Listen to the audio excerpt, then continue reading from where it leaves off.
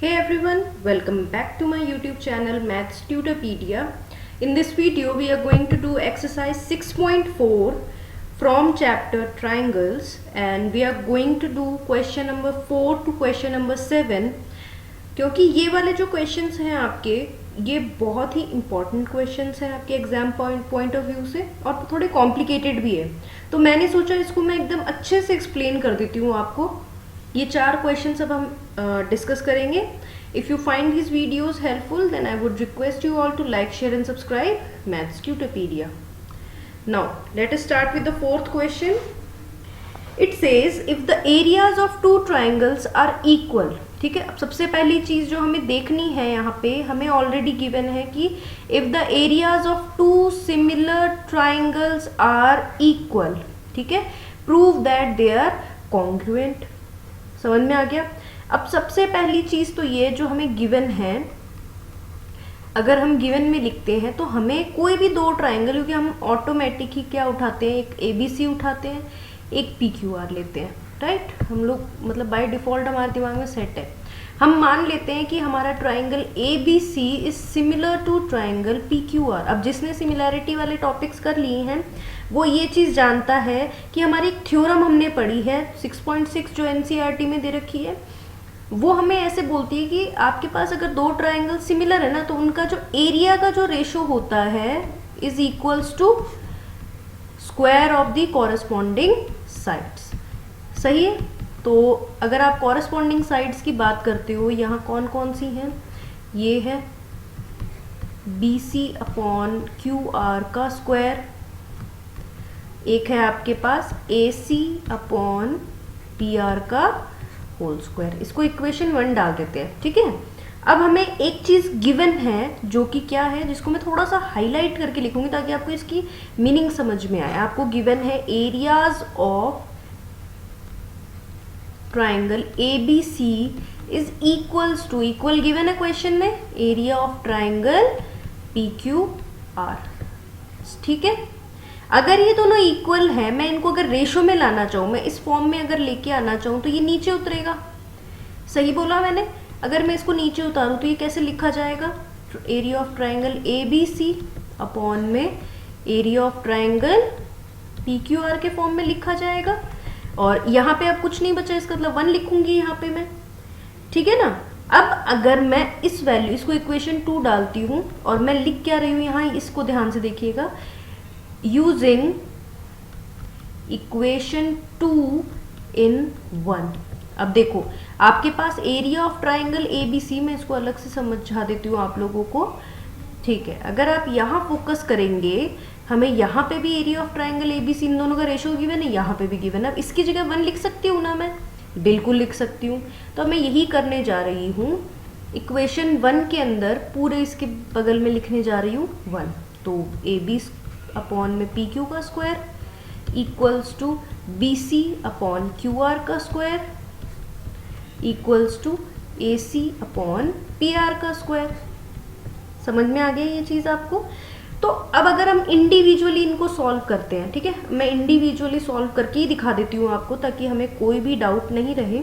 Individually solve करने का मतलब होता है 1 को अगर मैं इक्वल रखती हूँ AB अपॉन PQ के स्क्वायर पे, तो ये इसके ऊपर रूट लगेगा। 1 का कुछ भी निकाल लो, आंसर 1 ही आता है। इसका मतलब AB अपॉन PQ के बराबर हो गया। इसको अगर क्रॉस मल्टीप्लाई करोगे PQ इक्वल्स टू AB आ गया आपके पास। क्या ये चीज़ क्लियर है? बिल्कुल क्लियर है। इसी तरीके से अगर 1 equals to BC upon QR लिख रहे हो आप, स्क्वायर हट गया है, यहाँ पे क्या आया answer, QR equals to BC। Similarly तीसरा अगर आप निकालना चाहोगे तो 1 equals to AC upon PR का होल स्क्वायर, क्रॉस मल्टीप्लाई करोगे सब आएगा तो PR इक्वल्स टू BC आ जाएगा आपके पास। अब अगर तीनों साइड्स बराबर है तो क्या हम इनको कॉन्ग्रुएंट प्रूफ कर सकते हैं या नहीं? यस और नो? बिल्कुल कर सकते हैं। तो मैं यहाँ लिख रही हूँ एक चीज आपके लिए, क्योंकि तीनों साइड्स इक्वल है। कॉन्ग्रुएंट बोलता है कि भाई आप साइड्स इक्वल करो, तो बाय SSS कॉन्ग्रुएंसी, सिमिलैरिटी नहीं, congruency, triangle ABC is congruent to, congruent का मतलब होता है इक्वल भी और सिमिलर भी to triangle PQR, hence proved. समझ में आ गया ये question? All right, let us move to the next question which says DEF are respectively the midpoints of the sides ABC. So we have to make a triangle now. तो अगर मैं यहाँ पे एक ट्राइंगल मेक कर देती हूँ आपके लिए, ये बना दिया भैया, ठीक है। अब ये क्या बोल रहा है आपको, DEF रिस्पेक्टिव मिड पॉइंट दे रखे हैं आपको। ये D ले लिया मैंने, ये E ले लिया मैंने, और ये F ले लिया। ये है A, ये है B, ये है C। अब देखो D किसके ऊपर है, AB के ऊपर है, E जो है BC के ऊपर है। अब इनको ज्वाइन भी करना होगा हमें, क्योंकि मिड पॉइंट्स है, कुछ ना कुछ तो ज्वाइन करना ही होगा हमें। Find the ratio of area of triangle DEF के ऊपर ये जो बीच वाला है, और ABC ये जो पूरा वाला है, ठीक है। अब देखो हमें मिड पॉइंट थ्योरम भी यूज करनी है इन क्वेश्चंस में, ठीक है। ऑल राइट, सॉल्व करके देखते हैं। अगर हमें गिवन है यहाँ पे D and E are the midpoints of triangle ABC, तो हमें पता है मिड पॉइंट थ्योरम बोलती है कि तो DE is parallel to AC and is equals to half of AC। सही बोला मैंने, ठीक है। अब हम क्या करेंगे, एक एक ट्राइंगल उठाते हैं जिसकी हमें ज़रूरत है। हम सबसे पहले उठा रहे हैं ये वाला ट्राइंगल, ठीक है, और दूसरा हम उठा रहे हैं BCA वाला ट्राइंगल, ठीक है। मैं यहाँ लिख रही हूँ in triangle BED and triangle BCA, क्योंकि हमें ये दे रखे थे क्या, पैरेलल, तो कॉरेस्पॉन्डिंग एंगल्स लिख सकते हैं ना यहाँ पे हम लोग। तो BED equals to angle BCA sorry, यहाँ लिखेंगे हम कॉरेस्पॉन्डिंग एंगल्स, ठीक है। और दूसरा हो जाएगा आपके पास angle BDE equals to angle BAC, reason will be the same. उसके बाद हमारे पास एक कॉमन है E, अगर आप देखेंगे तो दोनों में क्या है, B जो है वो दोनों में कॉमन है। तो EBD इक्वल्स टू दूसरा ट्राइंगल क्या था आपके पास, B बीच में लेके आना है, E सा, तो ये हो जाएगा CBA। ये लेकिन आप कॉरेस्पॉन्डिंग थोड़ा ना लिखोगे, यहाँ लिखोगे कॉमन, ठीक है। तो therefore triangle BED is similar to, आप केवल A से भी कर सकते थे, है ना, मैंने ध्यान ही नहीं दिया। ये हो गया। अब सिमिलैरिटी हो गई यहाँ पे, तो सिमिलैरिटी से आप थ्योरम नंबर 6.6 अगेन यूज कर सकते हो। थ्योरम जब यूज करोगे आप, क्या हो जाएगा, एरिया ऑफ ट्राइंगल BED और area of triangle BCA equals to, अब DE यहाँ लोगे तो इसकी कॉरेस्पॉन्डिंग क्या लोगे, AC लोगे का स्क्वायर, ठीक है। अब एक बात देखो आप लोग यहाँ पे कि हमें मिड पॉइंट्स दे रखे और हमें ऑटोमेटिक ये चीज पता होती है कि चार, मतलब एक की वैल्यू किसके बराबर है।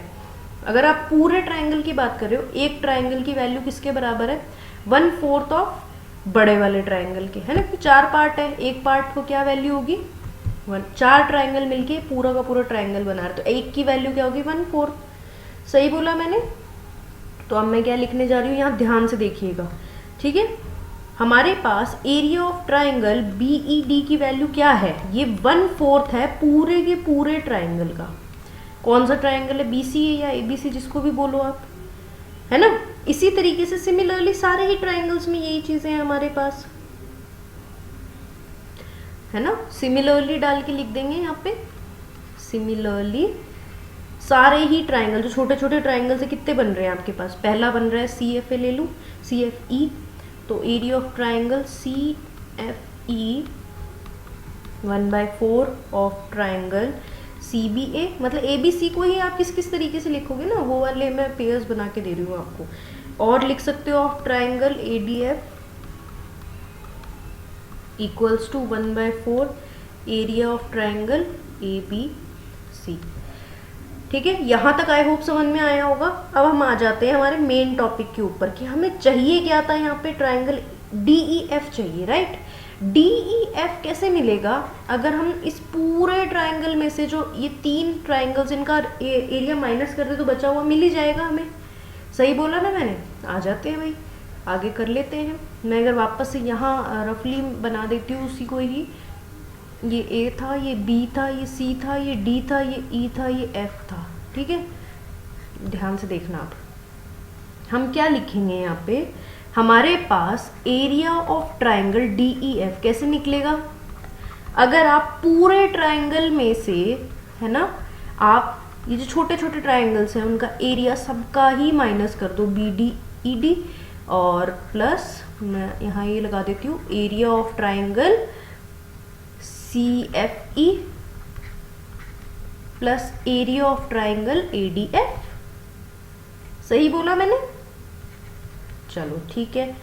अब हमें ये पता है कि अगर आप देखो DEF की वैल्यू निकालनी है ना, तो अब हम ये कैसे निकालेंगे?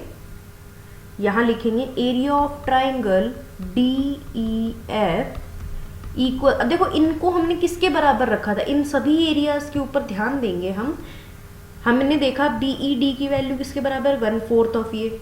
CFE के किसकी वैल्यू बराबर है? इसके, मतलब है ऑटोमेटिक ABC के बराबर ही। तीनों को अगर ऐड करोगे 3/4 आएगा या नहीं आएगा? बिल्कुल आएगा। अब मैं यही लिखने जा रही हूँ यहाँ पे। तो आप क्या लिखोगे? Area of triangle ABC minus, अब इन तीनों को मिला के मैंने लिख दिया area of triangle ABC only. जब 4 ऊपर जाएगा, LCM लोगे आप तो 4 ऊपर जाएगा आपके पास।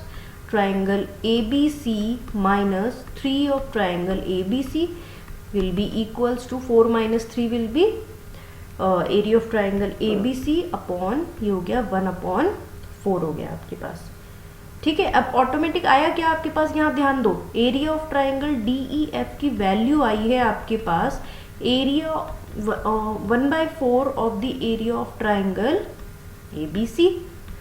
ठीक है, अब हमें जो रिक्वायरमेंट थी वो DEF ऊपर चाहिए था हमें, तो DEF अब मैं यहाँ पे ये यहाँ लगा देती हूँ, इसको नीचे उतारूंगी अब मैं। Area of triangle DEF equals to, ये अपॉन ले लिया मैंने, 1/4 वहीं छोड़ दिया तो 1/4। वैसे हमें ऑटोमेटिक पता था 4 पार्ट्स में बांट रहा है तो एक ही वैल्यू, ABC का 4 वैल्यू होगी, इसकी 1 वैल्यू होगी। सही है, आ जाते हैं नेक्स्ट क्वेश्चन के ऊपर। Second last question for the day. Prove that the ratio of the areas of 2 similar triangles equal to the square of the ratio of their corresponding medians. ठीक है, अब ये थोड़ा सा हमारा लेंदी होगा इसलिए आराम से समझेंगे इस क्वेश्चन को। हमें अगर 2 ट्राइंगल दे रखे हैं, मैंने एजम्पशन में आपके लिए बना दिए हैं 2 ट्राइंगल।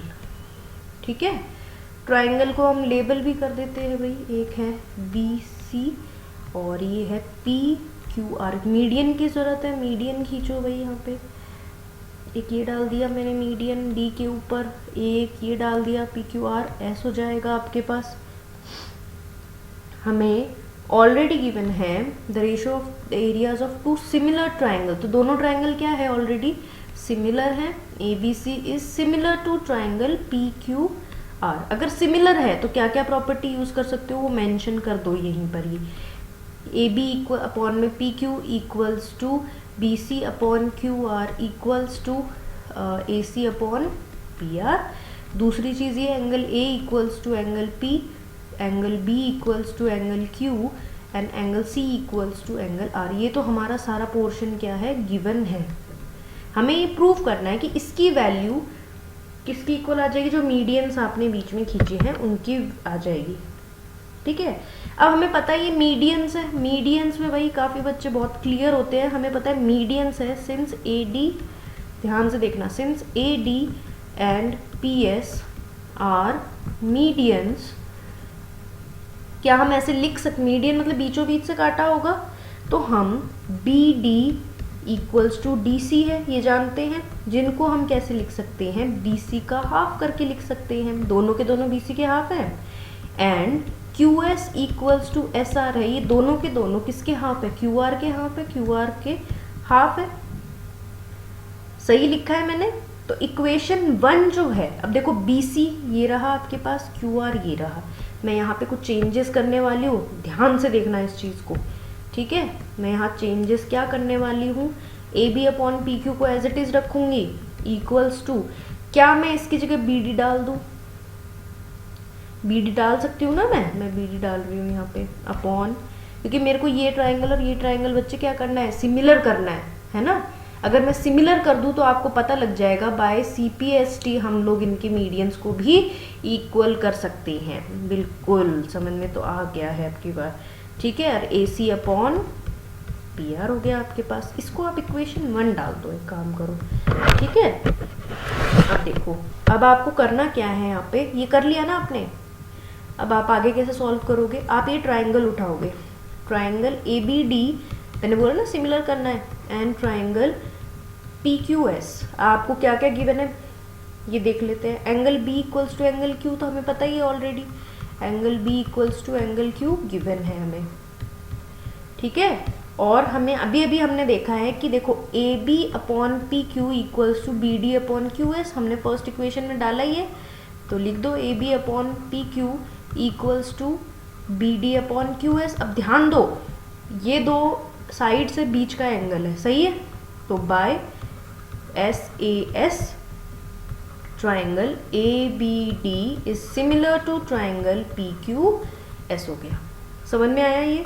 अभी खत्म नहीं हुआ है क्वेश्चन, अब सिमिलैरिटी यूज करेंगे अब यहाँ पे, क्योंकि दोनों सिमिलर हो गए हैं। कौन कौन से triangle, ABD and triangle PQS, ठीक है। तो हम लोग अब क्या लिख सकते हैं यहाँ पे, BD upon PQ equals to BD AB upon ये QS equals to AD upon PS, लिख सकते हैं ये चीज़। बस तो आपके पास हो गया प्रूफ, हो गया ना कि एरिया अब सिमिलर भी है ना, तो एरिया ऑफ ट्रायंगल दोनों का आप रेशो निकालते हो तो क्या आएगा आपके पास, इसकी कॉरेस्पॉन्डिंग साइड्स कौन कौन सी है, AB अपॉन PQ का square equals to BC upon QR का square equals to AC upon PR का स्क्वायर, ठीक है। थ्योरम 6.6, ठीक है, यहाँ पे हमने यूज करी है। समझ में आ गया ये चीज यहाँ तक। अब हम एक और चीज कर सकते हैं यहाँ पे कि हम, ये तो ऑलरेडी गिवन है हमें, लेकिन ये इसके भी तो इक्वल है ना AD अपॉन PS के, तो इसको क्यों मिस कर रहे हो आप। तो एक और चीज यहाँ लिख दो, AB अपॉन PQ की value equal to BD upon QS के value equal to AC upon PR तो था ही, PR equals to AD upon PS और कर दो, तो हम लोग ये यूज कर सकते हैं ना यहाँ पे। तो हेंस यहाँ आप डालेंगे क्या, क्वेश्चन में शुरुआत में आपको दे रखा था, ठीक है ना। तो area of triangle ABC upon area of triangle PQR equals to AD upon PS का होल स्क्वायर, ये हो गया हेंस प्रूफ्ड, ठीक है। ये मीडियंस थे ना और ये एरिया है। समझ में आ गया क्वेश्चन। अब आ जाते हैं हमारे last question of the day, prove that the area of an equilateral triangle. पहली बात तो ये described on one side of a square, first we have to make a square, बना लेते हैं भैया। स्क्वायर मतलब बराबर होना चाहिए, तो हाँ ये स्क्वायर है, इसके ऊपर एक इक्विलेटरल ट्राइंगल बनाना पड़ेगा हमें। एक मिनट,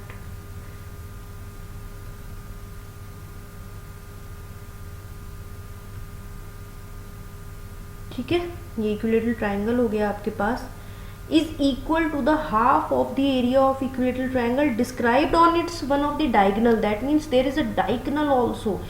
सो एक तो ये ट्राइंगल हो गया, एक बोल रहा है कि इस डायगोनल पे भी एक ट्राइंगल बनाओ भैया, ऐसे बोला है इसने अभी अभी आपको, बनाए। अरे इसको किस साइड मोड़े भाई,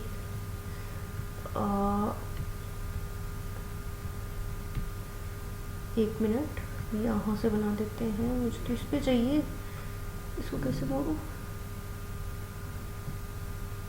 मैं बना ही दूँ क्या हाथ से ही। हमें बोला हुआ है एक और इक्विलेटरल ट्राइंगल है बाहर, ठीक है।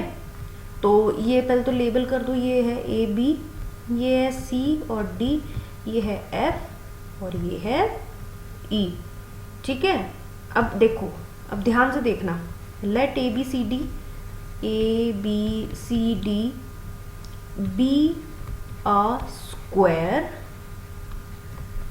Of side A. ठीक है, हमने मान लिया इसकी साइड क्या है, ए है। हमें करना क्या है, प्रूफ करना है कि एरिया ऑफ इक्विलेटरल ट्राइंगल जो आपने यहाँ बनाया, that means area of triangle A E B, वो किसके इक्वल है, half square describe half square is equal to half of the area of equilateral triangle जो यहाँ पे बना हुआ है हमारे पास। ठीक है, तो कहने का मतलब क्या है, टू प्रूव में क्या लिखेंगे हम लोग यहाँ पे, हमें प्रूव करना है area of triangle A B E upon area of triangle D B F equals to half. ठीक है, ये प्रूफ करना है, प्रूफ कर लेते हैं इस क्वेश्चन को।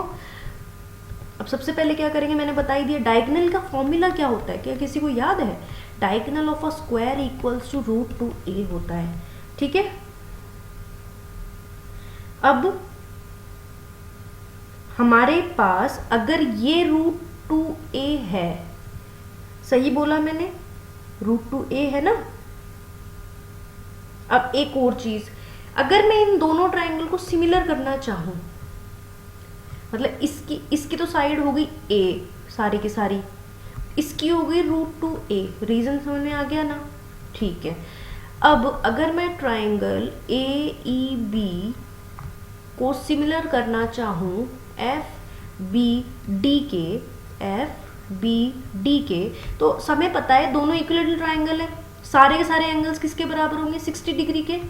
As both are equilateral triangle, हमें पता है दोनों सिमिलर होंगे, दे बोथ आर सिमिलर, तो ये कॉन्ग्रुएंट भी हो गए, सॉरी सिमिलर भी हो गए, ये ऑलरेडी सिमिलर है हमारे पास, इसका रीजन मैंने ये बता दिया आपको। ठीक है, तो आप डायरेक्ट लिख सकते हो, आप एरिया ऑफ ट्राइंगल अगर हम लिखते हैं A B E upon area of triangle D B F equals to area of triangle A B E की वैल्यू किसके बराबर है, अभी किसी भी ए के स्क्वायर के बराबर है, ए के बराबर, और ये है रूट टू ए के बराबर, इसका होल स्क्वायर करना है, ए स्क्वायर अपॉन रूट टू मतलब 2a स्क्वायर, 2 से 2 कैंसिल आ गया हाफ। यही तो प्रूफ करना था आपको क्वेश्चन में, सिंपल, बहुत ही इजी क्वेश्चंस है। सिमिलैरिटी कॉन्सेप्ट बेहद इजी है अगर आप उसको ढंग से करते हैं।